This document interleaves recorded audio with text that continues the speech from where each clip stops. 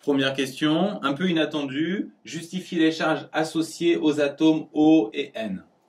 Alors pour l'atome d'oxygène, souvenez-vous, son numéro atomique c'est 8, ce qui signifie qu'il a 8 électrons, 2 sur sa couche K et 6 sur sa couche externe. Ici, si on observe dans cette molécule, il a 2, 4, 6, 7 électrons en propre.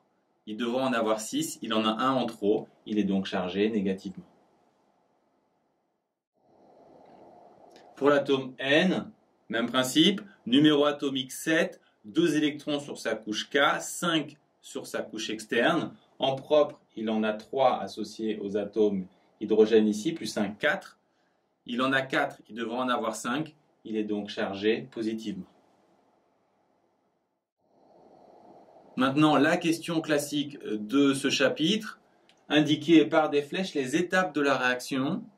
Alors pour ça, il faut d'abord l'observer. Si vous prenez un peu de temps, vous devriez voir que la molécule est coupée ici, avec notamment formation d'une double liaison de ce côté, parce qu'on en avait déjà une, on va dire, sur le côté droit. C'est donc une élimination.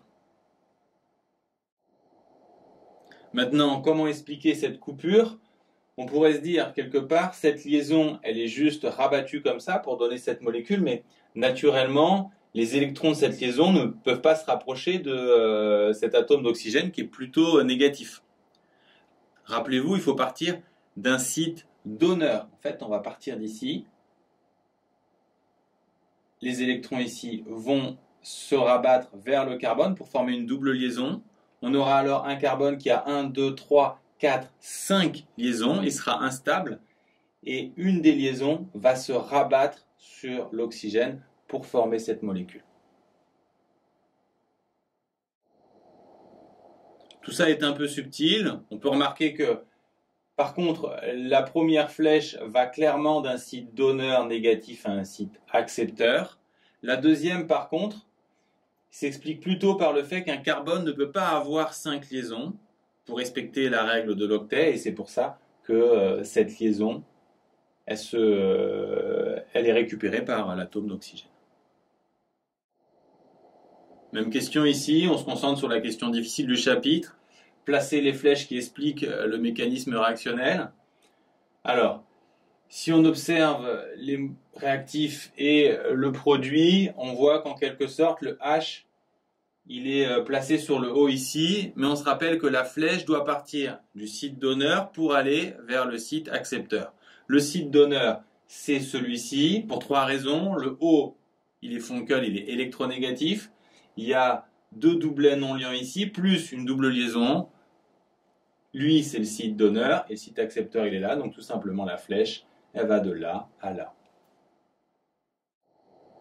Alors cette fois, on nous demande d'abord d'indiquer sur la liaison HCl l'électronégativité des deux pôles. Cl et Funkel, donc très électronégatif. Et donc le delta plus, il est sur l'atome carbone. Indiquer là où les flèches expliquant la réaction au niveau microscopique. Pour ça, il faut commencer par observer la réaction. Donc, il faut voir que cet atome d'oxygène doit venir se greffer sur ce carbone pour former cette liaison. Et ensuite, l'atome chlore se transforme en ion chlorure, donc il est isolé du reste.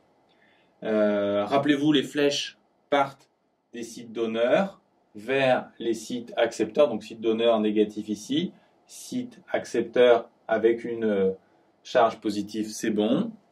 Cet atome carbone, du fait de ce mouvement d'électrons, va se retrouver avec 5 liaisons, donc une de trop pour respecter la règle de l'octet.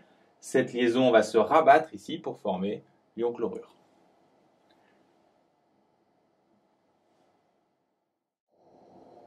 Enfin, quelle est la nature de cette réaction?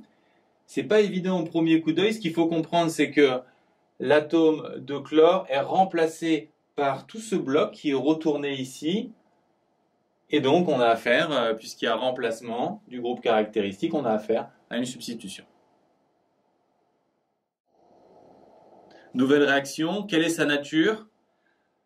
Vous devez rapidement vous apercevoir qu'il y a disparition d'une double liaison et que 2 molécules en forment une seule. Donc, On peut considérer qu'il y a ajout d'atomes à cette molécule. Autrement dit, c'est une addition. Pour finir, encore une fois, la question classique du chapitre, indiquer les étapes réactionnelles par des flèches. Alors, si on observe les deux molécules, on doit voir que ici, on retrouve cet élément-là. Donc tout se passe comme si l'atome d'oxygène venait ici. Et d'ailleurs, puisque là, on a un site donneur, on va pouvoir mettre une flèche vers le site accepteur de carbone. Le carbone va se retrouver avec 5 liaisons, il sera instable. Et donc, cette liaison va se rabattre ici pour former cette branche-là.